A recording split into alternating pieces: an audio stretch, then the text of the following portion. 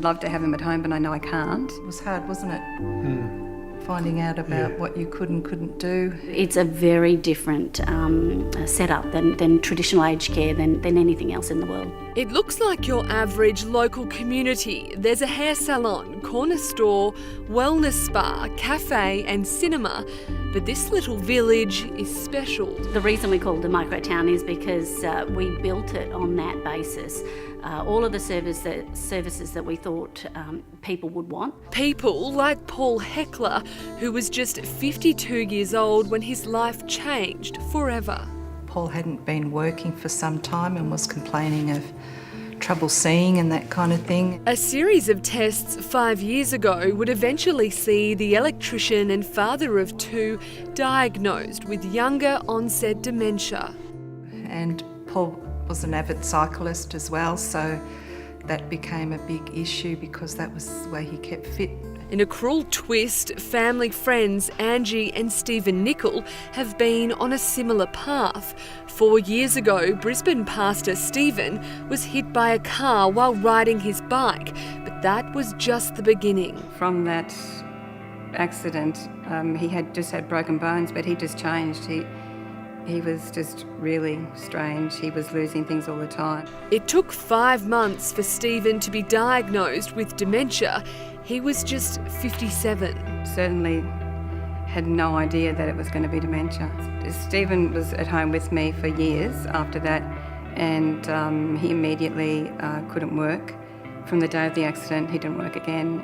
They immediately took his licence on diagnosis.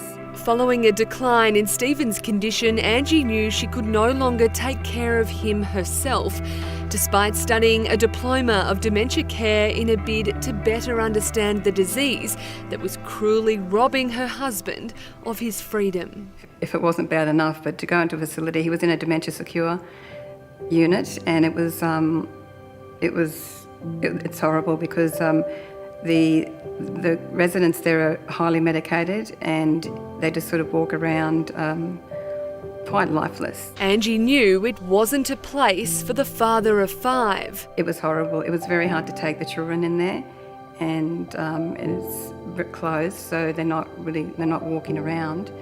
And so he was there for about 6 months. It was very difficult. Now Stephen and Paul are both here at a unique aged care community just north of Brisbane, where 60% of residents are living with dementia.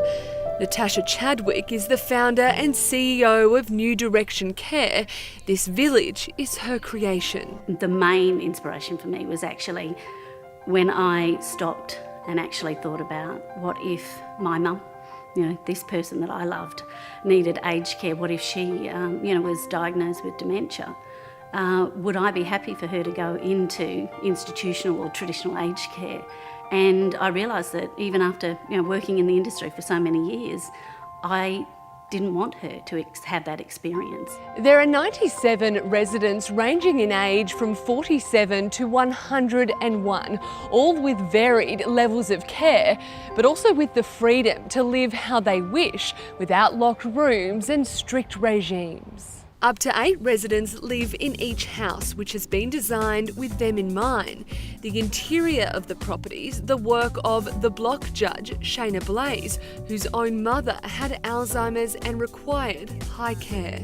We developed a survey, and that identifies 6 different lifestyles for people here in Australia, and all of our homes have been designed around those lifestyles. So if you're someone who's a very modern, progressive person, you're going to live in a modern, progressive home.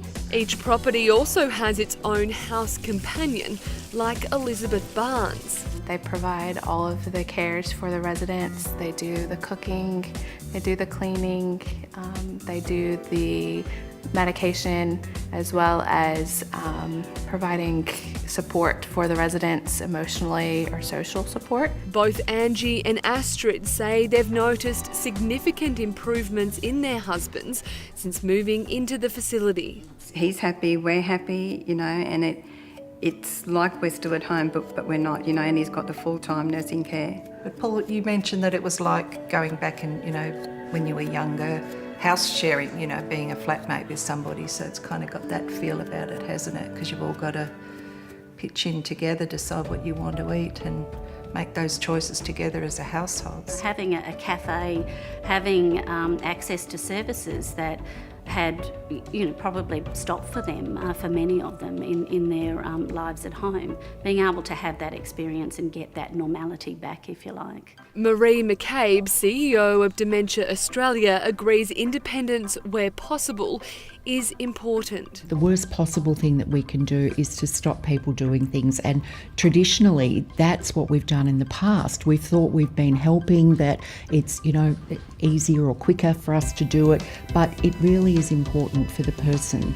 to be able to live to their level of capacity and ability and to what they want. The village is similar to this one in the Netherlands, but it only caters to those with severe dementia. Our biggest difference is that all of the people that are living here at NewDirection Care at Bellmere, they're a multitude of diagnoses, so it's a very inclusive community. You might be living in a house like this, someone who's incredibly cognitively aware, they might be living with motor neurone, and then they'll be living next door to someone who has and is living with dementia. It's a model that's catching on around the country, with a $25 million dementia village set to open in Tasmania next year, and another planned for Victoria.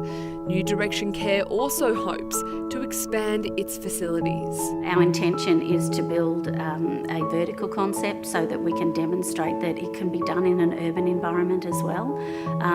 Particularly if you look at Sydney or Melbourne, lack of land means that we have to go up.